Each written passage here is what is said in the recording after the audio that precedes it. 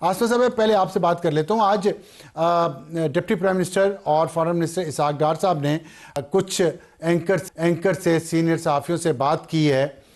میں یہ جاننا چاہتا ہوں کہ جو بھی وہاں ڈسکشن ہوئی ہے ان معاملات پہ آپ کیا ٹیک لے کے آئے ہیں اس جنگ کے حوالے سے جو مشرق وسطیٰ میں ہو رہی ہے.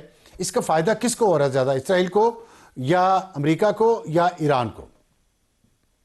جی بہت بہت شکریہ ابصار صاحب. دیکھیے جو آج بریفنگ تھی وہ تو بیک گراؤنڈ بریفنگ تھی، لیکن ظاہر ہے کہ اس میں جو ایشو تھا وہ یہی تھا، مشرق وسطیٰ کا ہی مسئلہ تھا جس کے اوپر بات کی گئی تھی.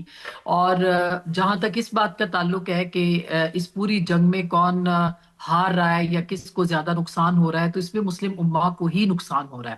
کہ آپ دیکھیں کہ خلیجی ممالک ہوں یا ایران ہو یا پھر دونوں طرف، یعنی ایران کے خلیجی ملکوں کے اوپر اٹیک ہیں یا اسرائیل امریکہ کے ایران کے اوپر اٹیکس ہیں، تو اس کے اندر جو سفر کرنے والے ہیں وہ مسلمان ہی ہیں اور مسلمان ممالک ہی ہیں.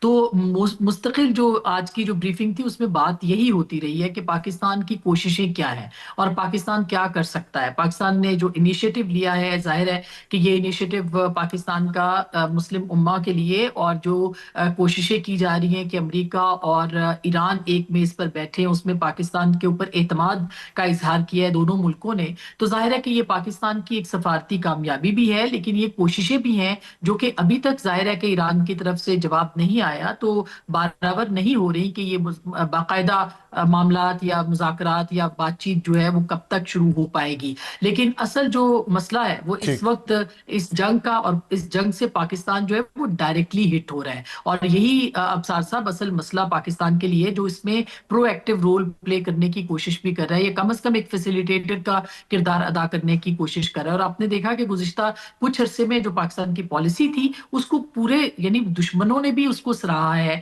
کہ پاکستان نے کتنے اچھے طریقے سے اس پہ وہ نمٹا ہے. وہ کہ ایک تنی ہوئی رسی کے اوپر پاکستان اس وقت جو ہے وہ چل رہا ہے.